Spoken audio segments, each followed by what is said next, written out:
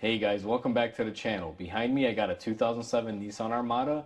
This truck has around 250,000 miles and we're going to go ahead and replace the transfer case fluid today. So before we begin that service guys, I do want to mention if you guys haven't subscribed, hit the subscribe button down below. It'll definitely help the channel grow. So with that said, let's go ahead and begin. So we are underneath the truck guys and we are looking at the transfer case, which is right here. Now on this Nissan, it's going to be located right behind the secondary catalytic converters, basically bolted right up behind the transmission. Now this transfer case does have two ports on it. There is a fill and a drain. Now the fill portion is going to be facing the back of the truck and it's right here. You can't miss it. It's right by the sensor right over here. So you'll see that's our fill port. For our drain port, it's actually going to be facing the front of the truck going this way. Now let me go ahead and take my light off of here and I'll kind of show you guys. If you come around and you look right here, that is going to be our drain plug right there. So it's going to be on two opposite sides. Now I always like to start off with the fill port on these. If you guys haven't seen the video of me doing the differential in the rear on this car, where I mentioned you always remove the fill plug, just because if you can't get the drain plug, if you can get the drain plug off but you can't get off the fill plug, there's no way you're going to be able to fill it up with fluid and that's going to ruin your day. So I always recommend start with the fill plug. And since we are in the Midwest, what I like to do is hit them with some penetrating oil. Now it doesn't matter if it's the fill or the drain guys, I always hit these with some penetrating oil. Realistically, if yours are really bad, you may want to start hitting them with some oil a little bit sooner than later, just to kind of get it worked in there. So let's say you're going to work on it on a Saturday, maybe spray it like a Monday and then spray it on Tuesday and Wednesday and just drive the truck as much as you can, just kind of help work it in there. This style of transfer case uses a Allen style to remove it. So what I like to do on these is go ahead and put that in there. Now let me get some better lighting for you guys up here, so you guys can actually see what I'm doing. It's just that this thing doesn't have a really good placement for the light. That won't block me. Once you get your socket on there, if it feels like it's not going in all the way, what I always like to do is just take a hammer and tap it in there. You will notice that it changes pitch. That means you're fully inserted. Now I'm going to move my drain pan over here out of the way just to make a little bit of room. And what I'm going to do is put my ratchet and go ahead and see if it'll come loose. Now this one came off. It actually didn't fight me, so that's a good thing. What I'm going to do now is kind of tap my socket to try to get this off.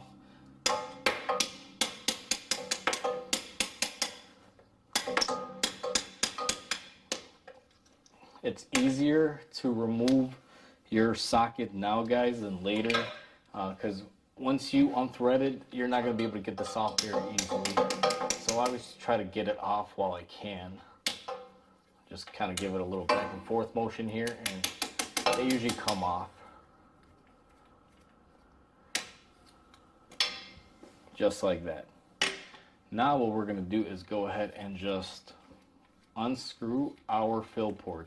Now you also want to be careful because there may be some fluid that comes out of here and you want to make sure that you get the little gasket on your fill plug. They do have little crush washers. I do recommend replacing them if you have them. In the case of this truck, I don't have them because the customer brought me the oil for this service and he forgot to get the crush washers, or he didn't know about it, from what he said, because this was like a last minute thing. He just brought it in and it's currently almost 4 o'clock. So it's almost time for me to get out of here, so I'm just getting this done for the gentleman, so I can't really be too particular. So now that our fill plug is off, what we're gonna do is go ahead and switch the camera around. Now I apologize if the angles are not that great here guys. Like I said, it's very late in the day and this thing just kind of came in and surprised me. The guy said, hey, I want to do this service, but I want to do it today. I was like, okay, you know, can't say no. It is what it is. That's the real life world of, you know, owning a shop and working in a shop. So what we're gonna do is same thing. Try to knock it in there all the way. This one is a little bit tighter when it comes to spacing, so it does fight you a little bit. Hopefully I didn't make too much noise there. now what we're gonna do is go ahead and put our ratchet back on.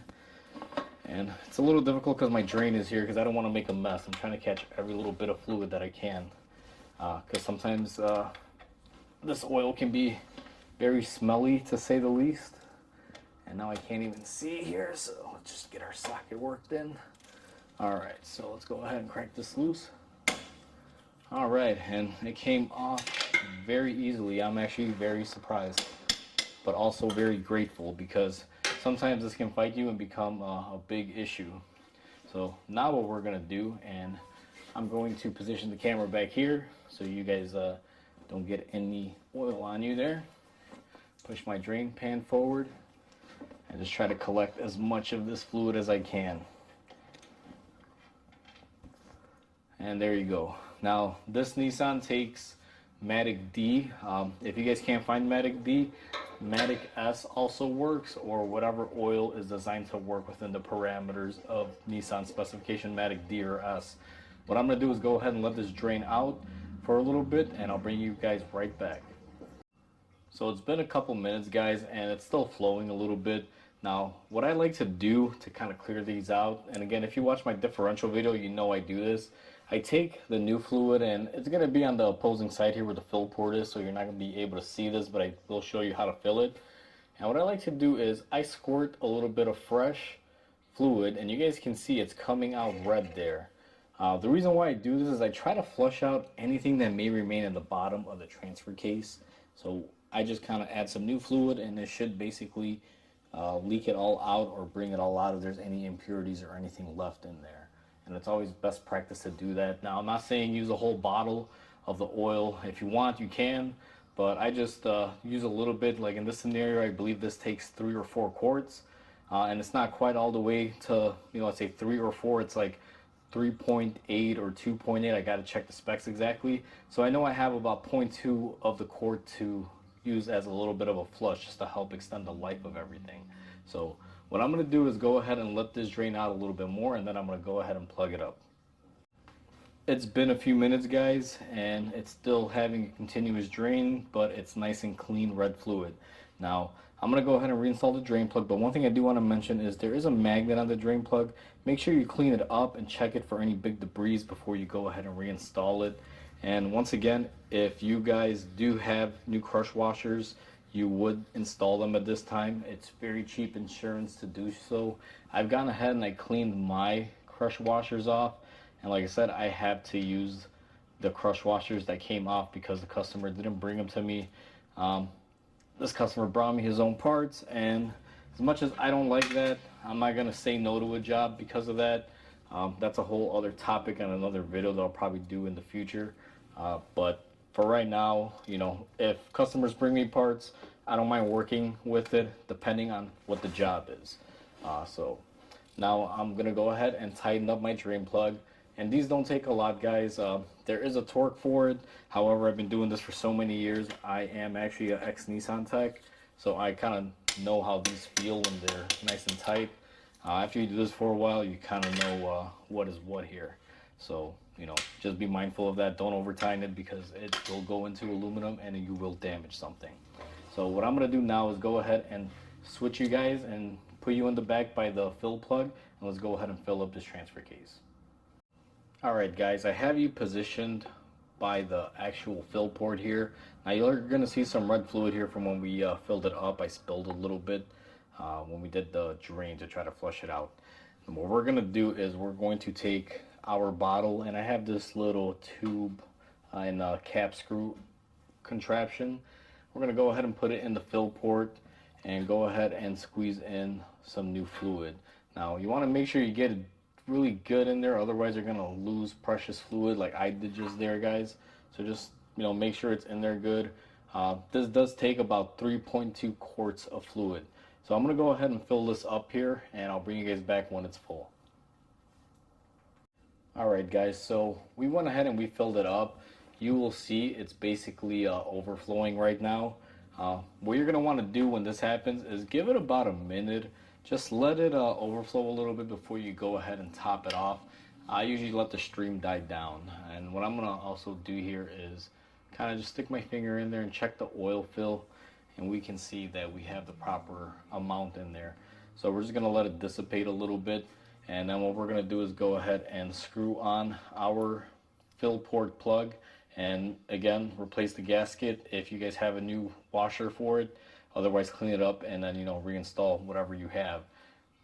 So this one is actually slowing down pretty good, and the truck is a little bit at an angle. It's kind of pitched backwards on my lift, so I'm gonna go ahead and choose to go ahead and plug it up now.